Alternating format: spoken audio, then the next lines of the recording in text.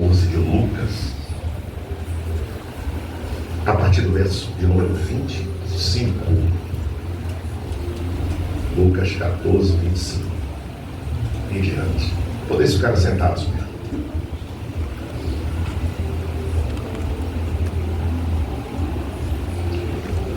Quem encontrou, diga amém. Senhor, meu Deus e meu Pai, daqui a tua palavra que será ministrada para a tua igreja e que eu espero que tenha valia na vida de todos nós que aqui estamos, porque o Senhor revelaram o que o Senhor quer nesta manhã para nós. Portanto, Pai, eu te agradeço em nome de Jesus por tudo que vem ocorrendo aqui, pelos dizimistas e ofertantes da tua casa, por todos aqueles que honram a obra de Deus, em nome de Jesus. E a igreja diz? Amém. Senão nós estamos aqui num calor. Não convidei o Senhor para cá, pastor Luiz, porque esse ventilador só tem dois destinos. Ou conserta essa semana, ou a gente compra um novo e põe aqui. Quem pode dizer glória a Deus por isso? Não dá para conviver com esse ventilador aqui e chamar qualquer pastor para aquele culto. Nós vamos estar essa semana ainda, eu acredito que ainda hoje, entre hoje e amanhã, nós vamos estar comprando a divisão de frequência das caixas aqui, para a gente ficar com a qualidade do som igualzinho da sede. Quem pode dizer glória a Deus por isso? Você dizima a oferta e a obra prospera, e o recurso que entra volta para a própria obra. Livro de Lucas, capítulo 14, versículo de número 25. Diz assim: milhares de pessoas acompanhavam Jesus. Então, dirigindo-se à multidão, lhes declarou. Eu vou repetir: milhares de pessoas acompanhavam Jesus. Então, dirigindo-se à multidão, lhes declarou. Senhor, meu Deus e Pai, implanta esta palavra no coração dos teus filhos, para que o teu nome seja glorificado. E a igreja diz? Amém. Queridos, ontem o Senhor me deu essa palavra e me fez ver muitas coisas dentro dela. E você pode dizer assim: mas pastor, eu conheço essa palavra. O crente tem que conhecer toda a Bíblia. A Bíblia não deve ser algo desconhecido para o crente. Às vezes nós abrimos o texto e temos a mania de dizer assim: olha, irmãos, nós vamos ler aqui o texto, uma mensagem conhecida da igreja, tá? Mas toda a Bíblia tem que ser conhecida da igreja, porque quem leu a Bíblia toda conhece a Bíblia toda. Deixa eu falar um negócio para vocês aqui. Jesus, ele vai traçar aqui, pastora Adriana, vai fazer a exigência mais radical. Como é a palavra bispo, é radical? Jesus vai trazer uma mensagem tão radical aqui, que para mim é a mensagem mais radical da Bíblia de Jesus, à exceção daquele que ele chega batendo naqueles que estavam vendendo e comprando dentro do templo. Essa para mim é a mensagem mais radical de Jesus, é a exigência mais radical de Jesus. Por quê? Porque qualquer líder, qual é o líder, irmãos? São poucos que vão ver uma multidão seguindo e que não vão glorificar por isso, Geldo. São poucos os líderes que não vai ver uma multidão seguindo ele e ele não vai ficar feliz, dizendo: olha quantas pessoas me seguem. E é baseado nisso que a internet coloca lá: seguidores. As pessoas dizem: hoje eu tenho milhares de seguidores. O influencer tem uns que tem 40, 50, 70, 80 milhões de seguidores. Aí você observa, quem que não gosta de ter seguidores? Mas Jesus, ele não estava em busca, pastora, de seguidores impulsivos. Eu quero explicar um pouquinho acerca disso.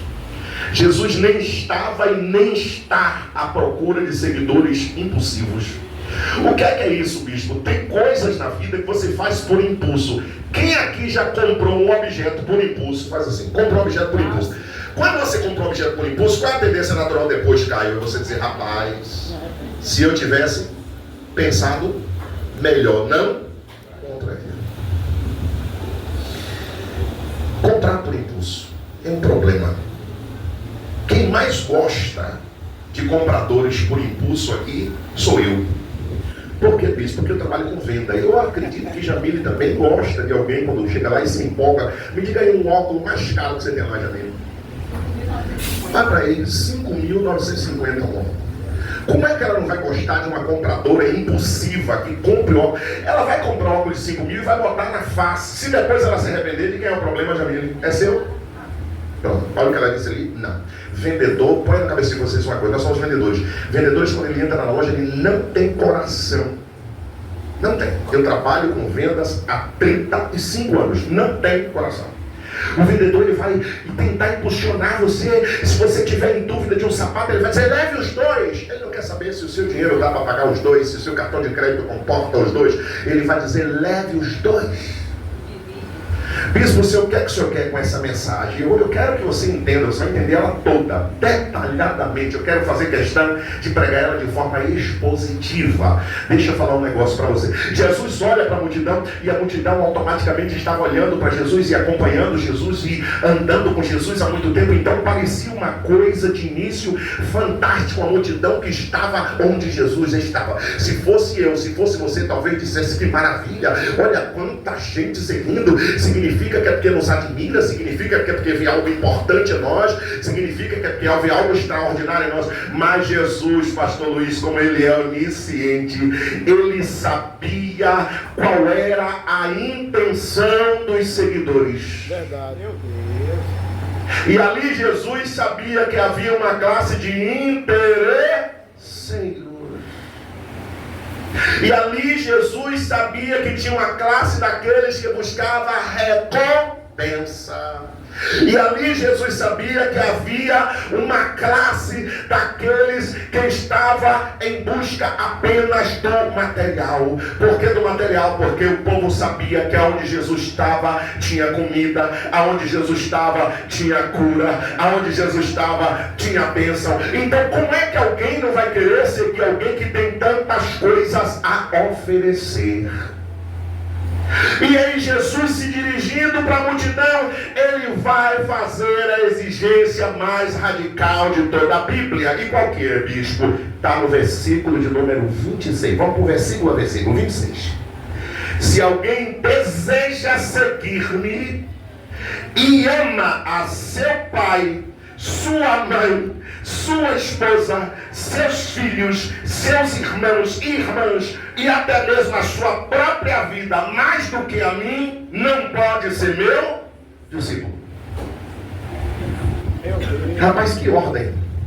Aí agora alguém começa a fazer uma autoanálise. Você que está dentro da casa do Senhor nessa manhã, e você que tem um filho, imagina Jesus virando para você dizendo, Nete tem os filhos e Nete tem os filhos dela como algo precioso, até porque ela perde o seu esposo quando seus filhos ainda eram pequenos, e ela agora vem fazendo os dois papéis, pai e mãe. Imagina Jesus chegando para a Nete dizendo, se você amar Duda mais do que a mim, se você amar Elisiane mais do que a mim, se você amar Henrique mais do que a mim, você não pode ser discípulo. Mas Jesus está mandando com isso a gente odiar os filhos? Não. Jesus está mandando com isso a gente desonrar a mãe? Não. Mas Jesus está dizendo, numa escala de prioridade, eu preciso tomar o primeiro lugar na sua vida. Mateus 6,33, buscar em primeiro lugar o reino de e a sua justiça e as demais coisas. Aí nós começamos a ver o versículo de número 26, grave isso. Versículo de número 26 fala de quê? Prioridade absoluta. Prioridade o quê? Aí se teu filho não quer seguir a Cristo, você precisa seguir. Se a tua esposa não quer servir a Cristo, você precisa seguir. Se teu pai não quer servir a Cristo, você precisa seguir. Porque Ele é na sua vida a prioridade absoluta. A cultura hebraica, a palavra odiar, porque algumas versões vão dizer, né? Aquele que não aborrecer, né? Não pode, a sua própria vida não pode ser meu discípulo. Aborrecer, de odiar, não vem de ter ódio, não vem de ter mágoa, não vem de carregar rancor, não, mas é de estabelecer uma ordem de prioridade. O amor por Jesus deve ser tão intenso, observe, tão intenso, que em comparação ao nosso afeto pelas coisas do mundo, parece infinitamente insignificante. Ele deve ser o centro das nossas vidas. E aí logo a gente percebe um crente convertido, a diferença entre um crente convertido e um crente convencido. Um crente convertido, queridos, ele não busca desculpas com a obra de Deus.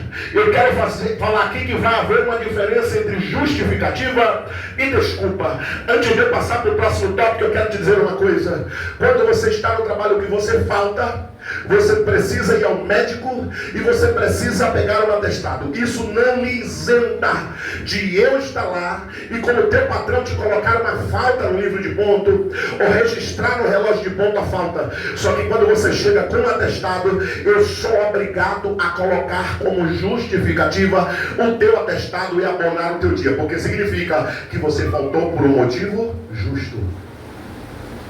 Mas se eu chegar na empresa, se Jamile chegar na empresa com os patrões que ela tem e dizer, olha, meu patrão, me desculpa, mas hoje eu estava me sentindo tão cansada, eu estava exausta e eu não tive a mínima condição de vir trabalhar. Ele vai dizer, tudo bem, mas eu vou comunicar o departamento de RH, eu vou comunicar o departamento pessoal a sua falta. E se Jamile cair na asneira de faltar um final de semana, ela vai ter o seu DSR dobrado, descontado. O que é isso? Descanso semanal remunerado. Ela perde ela perde 2. Aleluia! Porque ela apresentou o que, irmãos? Uma desculpa. Mas se ela apresentar um testado, ela está apresentando uma justificativa. Para que é que o senhor está dizendo isso, bispo?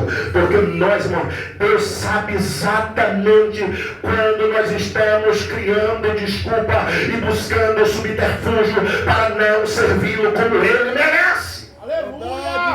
O motivo de nós estarmos indo para a casa de Deus teria que gerar em nós uma expectativa tão grande, um desejo de estar lá, que a gente deveria estar se programando. Jesus, o Senhor merece o melhor, se o Senhor é a prioridade, e nós como pentecostal, ainda com a cara de pau, ainda louvamos aquele hino. Quando eu cheguei aqui, meu Senhor já estava.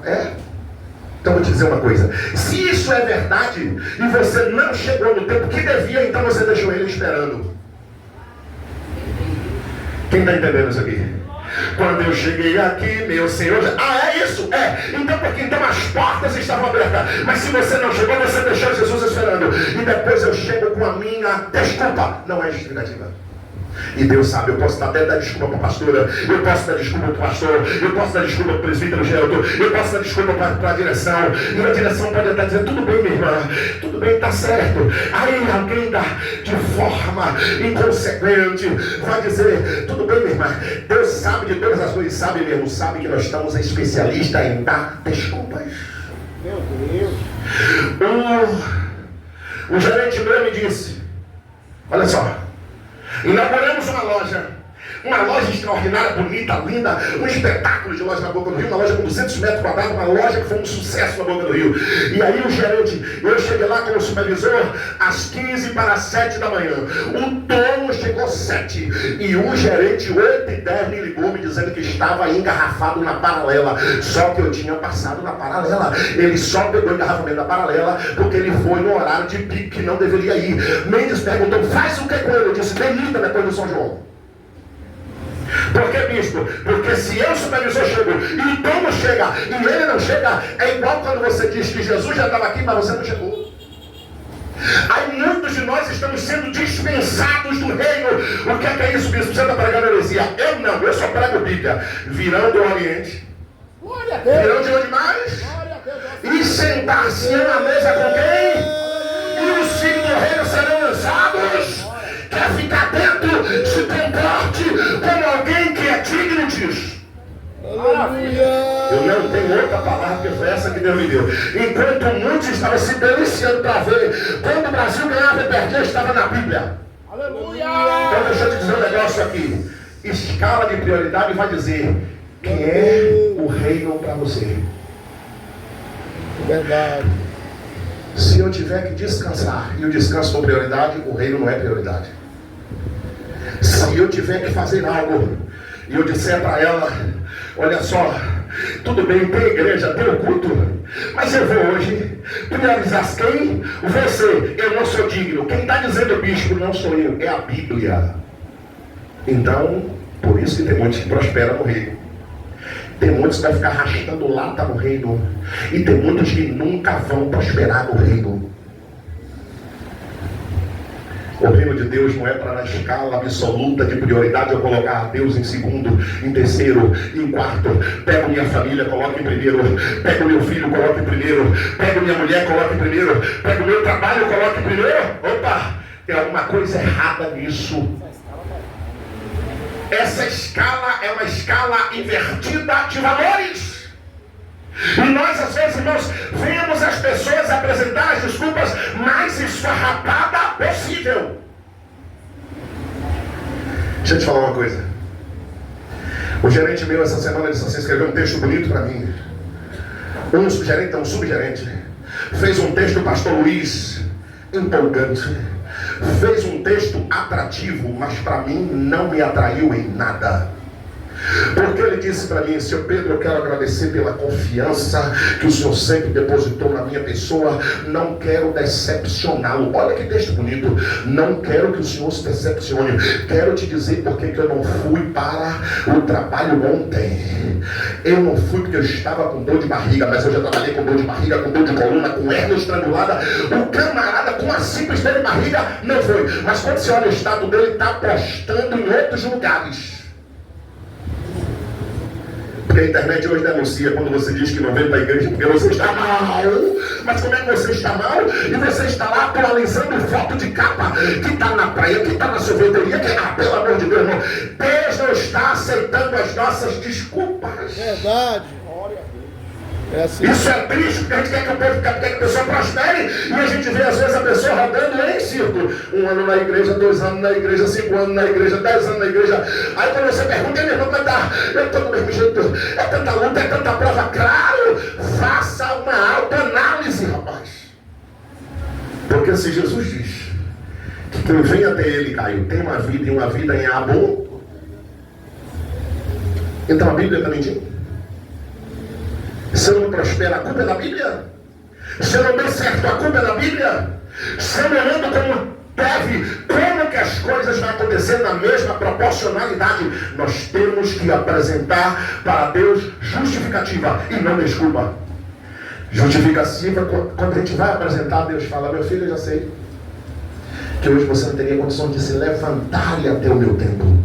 Mas quando é desculpa, Deus sabe. Você quer ver uma desculpa que a gente apresenta de forma muito assim, sorrateira para Deus? Observe, vou fazer uma pergunta. Quantas horas tem um culto? Quantas horas dura o culto, irmão? Aí o camarada trabalha 8 lá, o patrão diz, fique mais 2, seu colega não veio. Ele estica o horário, mas na hora de 2 horas de culto, o camarada não pode. Onde ele pode chegar, ele pode se sentar, se ele não tiver condição de ficar em pé. Como muitas vezes eu já fui para a igreja com a coluna detonada, com 2 horas estrangulada, eu não conseguia ficar em pé, ficava sentado, levantava só na hora do dízimo da oferta, na hora de pregar. Mas irmão, pelo amor de Deus, como é que eu consigo ficar 8 horas? Quem trabalha em pé aqui? Quem trabalha em pé? Não sei, Caio trabalha em pé, não trabalha, Caio? Em pé, né? Você pode sentar um momento, mas a maior parte do tempo é o quê? Em pé, cortando cabelo. Quem mais trabalha em pé? Quem trabalha aqui? Quem trabalha em pé? Lá, Graziela em pé, irmã Cláudia em pé. E trabalha com Cláudia pesado, né, irmão? Limpeza, limpa daqui, limpa dali, arruma de novo. Aí eu fico 8 horas na hora de ficar 2 na igreja. Senhor, não posso porque eu estou cansado. Não é justificativa, é desculpa. E desculpa dentro da Bíblia, irmão. A gente quer ver as pessoas prosperando, dando certo. O desejo do pastor é que veja a igreja avançando, que veja você vindo aqui contando vitória, contando bênção. Não é para se aparecer, é porque Deus é na sua vida. Mas será que a gente vai ouvir a mesma coisa? Como é que tá? Tá péssimo. Tá assim. Tá, rapaz, a Bíblia Sagrada diz que a tristeza pode durar uma noite, mas a alegria vem que hora? Irmão, você não tem noção do que o pastor fica na expectativa de que alguém progrida. Eu quero ler o versículo 27. Da mesma forma, todo aquele que não carregar a sua própria cruz e seguir após mim não pode ser meu discípulo. Por que a palavra cruz aqui, Caio, tem um peso tão grande? Hoje já tem até a igreja que faz a campanha aos pés da cruz. A Universal faz a campanha aos pés da cruz. Se fosse naquela época, eu vou dizer como é que seria o nome dessa campanha: os cristãos longe da cruz. Por que, bispo? Porque a cruz na época simbolizava tortura. A cruz na época simbolizava objeto de tortura. Morria na cruz os piores criminosos. E Jesus está chamando, Caio, aqueles que querem ser discípulos, aqueles que desejam para carregar a cruz. Você sabe o que é que Jesus está dizendo isso, Caio? Você quer ser meu discípulo, Caio? Ah, eu quero, Jesus. Ser meu discípulo para quê, Caio? Ah, Jesus, eu gosto de tocar uma bateria, eu quero ser teu discípulo. Ah, é, Caio? É. Ah, eu também gosto de fazer obra. É, Caio. Mas você está disposto a carregar a cruz? Sabe o que Jesus está dizendo? Está disposto a morrer.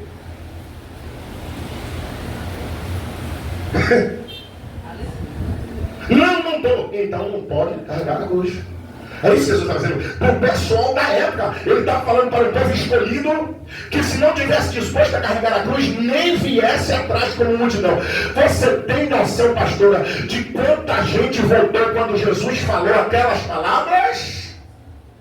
Alguns começam a dizer assim: ser discípulo é isso, né? Ser discípulo é sofrer, é ser humilhado, é ser caluniado, é falar mal de você, é dizer que você fez o que você não fez, é dizer que você rouba quando você não rouba, é dizer que você adultera quando você não adultera. Ser discípulo é isto. Significado para os ouvintes da época: a cruz não era símbolo religioso. Hoje a cruz é símbolo religioso. Se faz campanha, vai para o pé da cruz, deposita a foto no pé da cruz. Não, a cruz não simbolizava isso. A cruz era reservada aos piores criminosos. A cruz significa estar disposto a morrer para os próprios desejos carnais. A cruz significa estar disposto a morrer para os próprios desejos carnais. Só tem um detalhe: quando o desejo surge, ou você alimenta ou você mata. Quem está disposto a matar desejo aqui, diga glória a Jesus. Então você é discípulo. Ah, mas é porque veio a carne fraca. A carne disse meu ir, e tu vai porque é infeliz. Se tu servir a carne, tu morre. Aqui está claro. O desejo vem, preciso matar esse desejo. E não é uma forma de matar desejo sem mortificar a carne. Olha só. Matar o egoísmo e o pecado é uma disposição diária de sofrer repreensões, rejeição ou perseguição por causa de Cristo. Jesus foi dizendo o que é que ele queria. Você está disposto a sofrer? Olha só, irmão. Vem na minha mente um negócio aqui agora. Aqueles que querem, a igreja completa, aqueles que querem seguir a Cristo piamente. Meu Deus! Cadê a Bíblia, irmão? Vocês estão dizendo de igreja de Bíblia. Cadê a Bíblia? Aqueles que desejam seguir a Cristo piamente padecerão perseguições. Aí o camarada diz que é crente, está na igreja, louva, prega, recebe visão do céu, sobe monte, desce monte, sobe monte, desce monte, recebe revelação. Quando vem uma perseguição, foge. Então esse monte foi inútil, essa oração foi inútil, foi inválida. 27, 28, deixa eu me correr aqui para o tempo. 28, versículo número 28. Porque qualquer de vós, desejando construir uma torre, eu vou explicar isso detalhe a detalhe, viu? Primeiro não se assenta e calcula o custo do empreendimento. E avalia se tem os recursos para edificá-la. Para não acontecer que, havendo providenciado os alicerces, mas não podendo concluir a obra, todas as pessoas que a contemplarem inacabada zombem dele. Aí lá vai Caio, vou fazer uma reforma na casa. Aí Caio não planeja nada e começa, quebra tudo. Aí cadê o obreiro Ricardo? Tá aí? Tá por aí, Ricardo? Aí chama Ricardo, que é pedreiro. Aí diz Ricardo traz a marreta, traz tudo, quebra tudo aí. Aí Ricardo começa, quebra a parede, derruba isso. O papel dele é quebrar. Então ele vai quebrar tudo. Depois ele diz, agora Caio, 20 sacos de cimento, 1,5 metro de areia, tanto. Aí Caio fala, rapaz, eu não pensei que gastaria tudo isso. Então a sua casa vai ficar quebrada. Porque você deveria calcular primeiro se teria condição de iniciar a construção ou não. Sabe o que é que significa essa parábola? Eu quero ser crente, eu quero ser discípulo. Avalie se você está disposto a passar pelo que Jesus disse aqui. Eu quero estar à frente de obra, eu quero ser um levita, eu quero pregar a palavra, eu quero ter a oportunidade. Avalia se você está disposto a passar por isso aqui.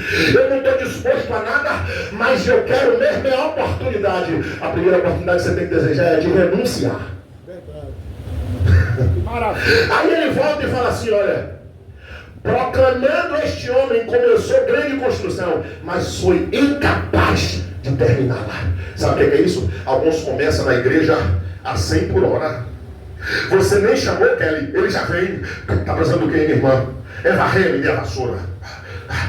É arrumar, irmã Kelly, não sabe nem ornamentar. Quem sabe ornamentar é Kelly, mas a pessoa está com tanta sede de ser discípulo que ele diz, não, minha irmã, eu seguro a escada aqui para tu subir, para poder botar ali uma flor no lugar. Ele está ansioso, ele está doido, porque ele está pensando que a obra de Deus resume-se a isso. Mas ele não calculou ainda que na hora que ele começar a fazer, até aqueles que não faz vai se levantar contra os que fazem. Quem está entendendo aqui? Até aquele que não faz nada vai se levantar, vai dizer que você é puxa-saco de pastor, vai dizer que você quer se amostrar, vai dizer que você quer se exibir. E você tem que estar preparado para passar por toda esta perseguição. Eu fico feliz quando eu vejo a igreja em silêncio. Por que, bispo? Porque eu não boto nada para me ajudar na hora da pregação, a não ser o Espírito Santo. E eu quero que você saia daqui hoje com isso na sua cabeça. O homem não vai construir uma carne. O rei não vai à guerra sem primeiro ele avaliar o seu aparato militar. Se ele tem condições, se a quantidade de soldados é suficiente, se o armamento é propício, ele vai estudar o campo inimigo para ele saber se ele vai atacar pela terra, pelo céu, pelo mar. Ele vai avaliar tudo. Aí quando ele faz aquela avaliação toda, que ele percebe não dá para ir lá, ele vai fazer igual a Trump nos Estados Unidos, que achou que poderia ganhar o mundo inteiro, derrubar todas as nações. Agora ele mesmo está correndo para fazer acordo e para dar fim na guerra. Quem não está acompanhando esse negócio fica voando, mas quem está acompanhando sabe que o Irã não se dobrou. Ele pensou que o Irã tinha uma quantidade de armamento, mas tinha 10 vezes mais. Então ele pensou, não dá para continuar a guerra. Você, quando decide ser discípulo, você tem que ver o seguinte: quais as armas que eu tenho para guerrear? Eu tento as armas, eu vou passar por um treinamento. E o que é esse treinamento, Caio? A arena é aqui. Se você quer ir lá para fora, a arena primeiro você se prepara no quartel-general. Agora, como é que eu vou preparar no quartel-general, pastor Luiz? Se eu falto mais culto do que compareço, se eu não venho porque eu não quero, eu não venho por opção. Deixa eu te falar uma coisa: Deus sabe quando você não vem porque você não pode, e quando você não vem porque você não quer. Mas eu estou preparado para guerrear. Aonde? Vai, Geraldo, com um desses do lado que está preparado para guerrear, mas não se prepara aqui dentro para ver o que acontece contigo. Vai lá. Eu que não quero nem perto de mim. Jesus deixou bem claro. Jesus deixou bem claro. Aquele que comigo não ajunta, complete. Aquele que comigo não ajunta, o camarada não está disposto a renunciar nada pelo reino. Qualquer coisa ele põe à frente do reino. E depois ele diz: eu amo o ministério, eu amo minha igreja, eu amo meu pastor, eu amo a restrição, eu amo fazer a obra. Rapaz, o negócio você tem que começar a analisar. Gelton Kelly, pastor Adriana, obreiro Caio, Emerson, todos aqueles que fazem a obra, tem que começar a avaliar aqueles que diz Noia, irmã Lúcia, aqueles que diz que estão dispostos a fazer a obra. Quando surge qualquer coisa que é para a obra, eu não vou por isso, não posso por aquilo, me deixe em outra oportunidade, agora não. Aí eu te pergunto, irmão, quando é que tu vai estar preparado? Quanto tempo tu tem de crente, rapaz? Desperta. Aí já tem 2 anos, já tem mais de 700 dias na presença do Senhor e não aprendeu nada ainda. Meu Deus, é forte. Ouvi um glória só aqui. Aleluia. Mas glória a Deus por isso. Aleluia. Antes de começar, ambos avaliem se tem condições financeiras ou militares para concluir o projeto. Para concluir o quê? O projeto. Aqui diz assim, ó: ou ainda, qual é o rei, versículo 31, que pretendendo partir para guerrear contra outro rei, não se assenta primeiro para analisar se com 10.000 soldados poderá vencer aquele que vai enfrentá-lo com 20.000. Eu só conheço um que venceu com a minoria, Caio. Quem foi? Quem foi que venceu com a minoria de soldado? Mas por que ele venceu com a minoria? Responde a igreja. Por que Gideão venceu, ao invés de vencer com 32.000, com 22.000, ele venceu com 300? Por quê? Por que, igreja? Porque Deus era? Repita comigo: porque Deus era? Mas tem uma segunda coisa. Tem bispo, tem Bíblia, tem coisa pra gente cavar até amanhã de manhã. Deixa eu te dizer um negócio. O Senhor é contigo, homem medroso. Foi assim? O Senhor é contigo, homem tímido. Foi assim? O Senhor é contigo, homem covarde. Foi assim? Não. O Senhor é contigo, homem valente. Deus sabia que tinha uma coisa na vida de Gideão, que até o próprio Gideão desconhecia. Meu irmão, se levante para fazer a obra na força do Senhor. Até você que pensa que não tem força, a Bíblia diz: quando eu estou fraco, aí é que eu estou. Glória a Deus. Só a Bíblia aqui. Aí veja o seguinte, veja isso aqui. Olha só. Se o rei ele vai e tem lá 20.000 e ele quer ir com 10.000, ele primeiro precisa calcular o risco. Assim, portanto, irmãos, aqui é forte, versículo 33. Todo aquele dentre vós, que não renunciar a algumas coisas. É assim que está dizendo a tua Bíblia aí? Peraí, irmão, eu me atrapalhei aqui. Renunciar algumas coisas, é assim? Não. Renunciar quantas coisas? Tudo. Mas aí eu não renuncio o sono, eu não renuncio o cansaço, eu não renuncio o trabalho, eu não renuncio a esposa. E quando eu tenho que renunciar para ir para a obra de Deus, se ela não for comigo, eu preciso ir. Eu não renuncio nada, mas eu digo que eu sou discípulo. Está mentiroso. Está mentindo. E Deus sabe. E os mentirosos não entrarão no reino de... E os assassinos não entrarão no reino de... E os fornicários não. Quando eu vejo Deus, pastor Luiz, numa escala tão gritante como essa, colocar o mentiroso no meio, eu sei exatamente qual é o peso da mentira para Deus. Sabe qual é o peso da mentira para Deus? É Deus olhando e dizendo, ele diz que é meu filho, mas ele tem outro pai. É só Eu vou pregar versículo por versículo que Deus me deu nessa manhã. um tira-gosto. Essa palavra, Natália, não é doce. Olha só, irmãos. A Bíblia diz que o diabo é o pai da... O diabo é o pai da... Quando o crente fosse contar uma mentira, ele tinha que perceber. Quem está do meu lado aqui? Ele tinha que ser falei, rapaz, vou contar essa mentira, mas eu sei que nesse momento aqui eu já me desliguei de Deus. A Bíblia diz, tornarei para mim e eu vos tornarei para vós outros. Achegai-vos a mim. E quando você se achega a Deus, o que é que Deus faz? É um encontro, irmão. Você vem de lá para cá, Deus vai daqui para lá e se encontra com você. Mas se você se afastar, Crônica diz que se você se afastar, ele deixa você. Está lá em Crônicas. Então, veja bem, se o menino veio na prática da mentira, o tempo todo apresentando justificativa, mentindo, eu não fiz por isso, não fiz por aquilo, não fiz porque eu não pude, eu estou com dor disso, dor daquilo, não dá para servir a Deus assim, irmãos, não dá para você também prosperar assim, não dá para você dar certo assim, não dá para você progredir assim, eu vou lhe dizer o pior, não dá para você representar o reino de Deus assim.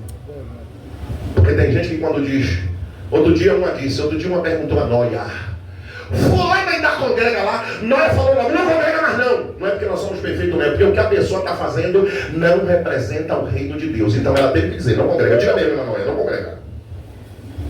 Nós estamos aqui, irmãos, para ficar nos esforçando, preparando sermão, preparando estudo, varando madrugada, lendo, preparando pão, para dar e não ver surtir efeito nenhum. Olha só, olha aqui, chegar à conclusão, assim, portanto, aquele que não renunciar tudo, quanto de mais estimado possui, não pode ser meu discípulo. Eu gostei dessa palavra estimado, viu, pastor? Viu, pastor? Eu gostei. Pensa aí o que é que tu tem de mais estimado, que você não está disposto a renunciar. Entenda uma coisa, nesta manhã é o que Deus está te pedindo para você abrir mão. Pensa aí naquilo que você... Não, meu Deus, essa televisão aqui, esse programa que eu tenho que assistir ele primeiro, esperar o último capítulo para depois eu ir para o culto. Desliga este inferno e vai para o culto. Aleluia. Não tem conversa nem acordo comigo quando se aproxima a hora de ir para a igreja. Pode ter a coisa mais importante, o programa mais importante, o assunto mais importante. Eu vou tratar quando eu volto da igreja. E todo mundo já me conhece lá. Eu já me sinto atrasado 2 horas antes do culto. Eu já estou atrasado. Por que eu estou atrasado? Porque eu já estou dizendo para ela, filha, não vou atrasar. Eu falo assim, eu vou hoje, assim, eu vou. Chamei ela na cabeça de filho, vamos embora. Levanta, porque senão a gente vai se atrasar para chegar na Santa Ceia. Que hora era? 7. Mas se eu deixar você acordar às 7h40, chego aqui no horário. Eu sou insuportável. Cheguei na cama, Maria disse, Maria, levanta. Ela disse para mim, Maria, eu vou remedar Maria, igualzinho aqui agora. Me dá 5 minutinhos. Disse, tomara que você chegue atrasada lá, que você estava dizendo ontem que era para todo mundo chegar cedo. Você não estava dizendo, porque ela estava me consumindo ontem, Nete. Liga para a Nete, fala com a Nete, se prepara porque essa aí vai ser teu carrapato. Liga para a Nete, manda os músicos, os componentes. Eu vou chegar cedo porque tem que passar o som. Até aí, cara, não está nem tocando ainda direito, mas já quer passar o som. Aí quando é hoje, 5 minutos, eu disse, minuto nenhum, acende a luz, pá! Acende a luz, dá um negócio na claridade do olho, bora para a igreja. Depois a gente resolve o que tem para resolver. Quem está me entendendo aqui, irmão? Ah, mas o senhor é caxia. Quem não for caxia não vai entrar no céu não, viu? Se for relaxado, a Bíblia tem um versículo para quem é relaxado. Ai daquele que faz a obra de Deus relaxadamente. E aquele que faz a obra de Deus relaxadamente tem um amigo. Quem é o amigo? Caio. É o obreiro que vai responder. Quem é o amigo de quem faz a obra relaxado? O destruidor. Quem é o destruidor? Satanás. Então eu não quero conta com ele. E você também não tem que querer. Olha só. 35 e 4. Porquanto bom é o sal. Bom é o quê? O sal. Jesus era tremendo. Eu fico analisando como Jesus pega as coisas, rapaz. É por isso que eu gosto de pregar sempre usando as coisas daqui, irmão. As coisas daqui para a gente entender. Jesus era tremendo. Até que Jesus vai pegar o sal. Olha só. Portanto, bom é o sal. Mas ainda se ele perder o sabor, como restaurá-lo? Não serve para o solo, nem mesmo apenas para ser lançado fora. Aquele que tem ouvido para ouvir, ouça. Deixa eu falar um negócio aqui. Na antiguidade, o sal servia para dar sabor e conservar os alimentos. Irmãos, eu vivi ainda esta situação. Como é, bispo? O senhor viu? É porque eu nasci em roça, me criei em roça, e lá eu fui embora com 18 anos sem ter uma geladeira. Hoje fica fácil, irmão. Você traz uma coisa da rua, você traz algo da rua, uma carne da rua, onde é que você põe? Lá não. Quem já ouviu falar em carne muqueada aqui? Quem já ouviu falar? Como é que faz a carne muqueada? Lá a carne, Kelly, ficava pendurada na cozinha, perto do fumeiro, perto do fogão. Depois de bem salgada, ela passava por um processo de secagem. Ali ficava 1 mês, 2 meses, apodrecer para onde? Porque o sal não era só para salgar, era para conservar. Então sal tem símbolo de utilidade. Então vire para o irmão que está do seu lado e diga assim: seja sal. Seja sal. Diga, seja sal. Diga, mas não seja insípido. Sabe o que é um sal insípido? É um sal quando ele perde a essência para o qual ele é usado, que é para dar sabor e conservar. Há um crente, mas tem crente insípido hoje? Tem, rapaz. Tem crente que, eu vou lhe ser sincero, até Deus fica perguntando o que é que ele está fazendo dentro da minha casa, ele não quer fazer nada. Se eu não quer fazer nada, eu fico na condição de inútil. E o inútil é o sal, que a Bíblia está dizendo: pega e não presta nem para jogar fora. Rapaz, eu fiquei avaliando como é que Jesus instrui um homem para escrever esse negócio, pastor Luiz. O sal sendo insípido não presta nem para ser jogado fora. Então faz o que com esse sal? Pergunta para mim, não pergunta para Deus. Senhor, se o sal não prestando mais para nada, não dá para ser nem jogado fora, faz o quê? E tem um monte de gente dizendo que é sal, agindo exatamente assim. Quando você chama, ele não vem. Quando Deus chama, ele também não vai. Peraí, bicho. Você sabe qual foi o grande segredo? Eu comecei a pregar a palavra com 16 anos de idade. Estou com 52 hoje. Já vou fazer 53, né, pastor? Paulo e Mateus, que casou comigo, eu sendo velho. Vai continuar me aturando aí agora. Então veja bem, com 16 eu estava pregando, irmão.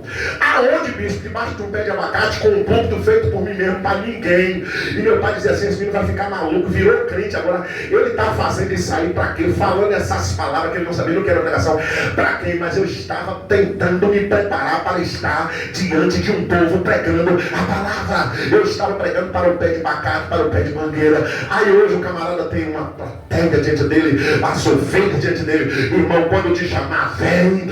Sabe qual era os grandes segredos de eu me tornar um pregador? As irmãzinhas chegavam lá com 4 crentes reunidas. Elas chegavam e diziam assim: irmão Pedro, hoje a palavra está com o senhor. Eu dizia amém. E eu vinha para frente. Eu queria saber, pastor Luiz, se eu estava sabendo 100% ou não. Eu só estava sabendo uma coisa: o senhor me chamou, eu vou.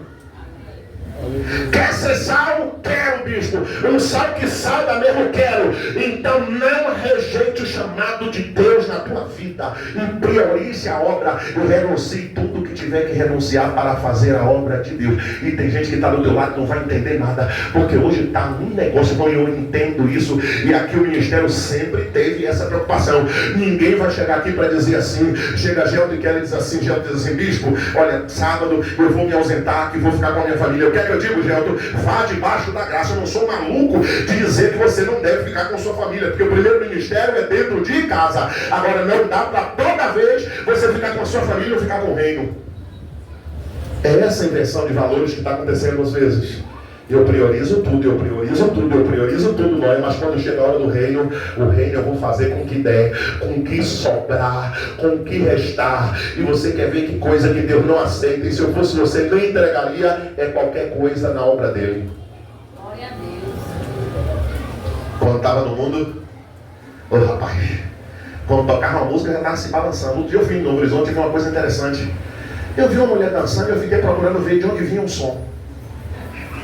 Sabe de onde vinha o som, Graziele? Você não sabe não? De lugar nenhum. Ela estava apenas com a Heineken. Então ela estava descendo e subindo. Eu digo, rapaz, eu digo, que inferno é esse? Descendo e subindo com a Heineken. Eu procurei, eu desci, curiosamente desci o vidro. Aí eu gosto de andar com o vidro fechado, mas eu desci, aí seguindo aquela orientação sua. Desci o vidro, cadê o som? Devia estar vindo do inferno e atingindo o coração dela, porque ela estava animada. Mas o crente, quando chega na igreja, rapaz, olha, tem crente, não venha pra cá desse jeito, não, em nome de Jesus. Porque quem está, eu prego, você pode ficar calado, você pode virar as costas para lá, você pode não dar o glória, eu prego a mensagem todinha, mas tem pregador que se abate. Estou falando que é assim, já mulher. Já essa semana eu fui pregar em um lugar que ele disse que chegou lá, os crentes estavam para receber a mensagem assim, ó. Você olha para a cara de um está morto, olha para a cara de outro está desiludido. Quando você chega na igreja, epa, pastor, mas eu vim triste. Ótimo, venha triste. Venha triste, eu vou dizer o que a Bíblia diz. Até a tristeza salta de alegria. Aonde, irmãos? Mas se você ainda continua triste, é porque você não reconhece que tem presença. Porque quando você reconhece que tem presença, você não quer saber se tem conta para pagar, você não quer saber se tem comida em casa. Peraí, bicho, é assim? É porque eu já passei por tudo isso. E adorar em casa não tudo nada. Mas eu dizendo, eu sei que o meu Redentor vive e deu certo, se levantará. Então quem me via na igreja, Lete, me via alegre, me via feliz. E quando eu chegava em casa, quando muito tinha lá uma vitamina de banana.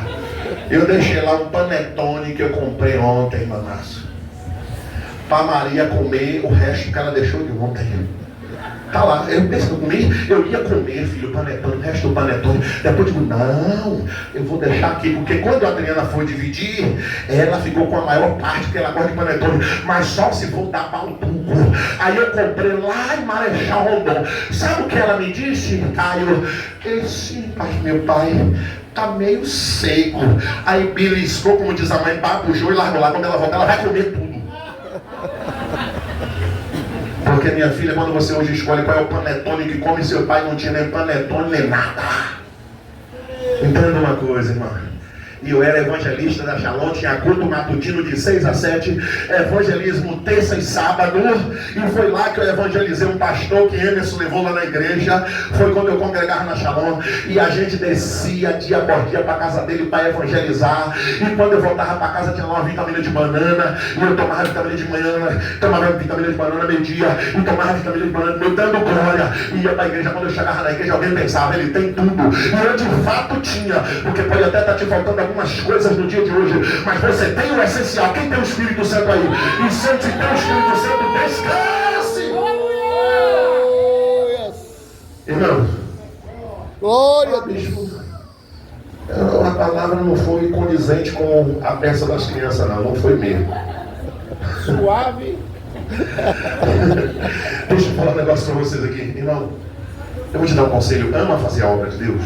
Aleluia. Você não perde nada com isso. Deus não fica devendo nada para mim. Ô irmão, em nome de Jesus, é para chegar no culto, chega no culto com aquela vontade, com aquele desejo, sabe? A harpa não está na cadeira ainda, não senta lá e fica desapercebido, não, irmão. O pastor, aqui tem um dirigente de culto, ia dirigir o culto, ele não chegou. Irmão, você não é da casa, pega o microfone, abre o culto, não fica esperando, não. Às vezes a gente espera quando chegar a encontrar uma oração, encontrar um clamor, quando a gente chega, está sentado olhando para a cara do outro. Irmão, pelo amor de Deus. Eu tenho que ser sal, mas eu não posso ser um sal que não salga. O sal que não salga não presta nem para ser jogado fora. Quem entendeu a mensagem dessa manhã, diga glória a Deus. Glória. Quem entendeu a palavra, diga aleluia. Glória. Então nós vamos para a Santa Ceia do Senhor Jesus.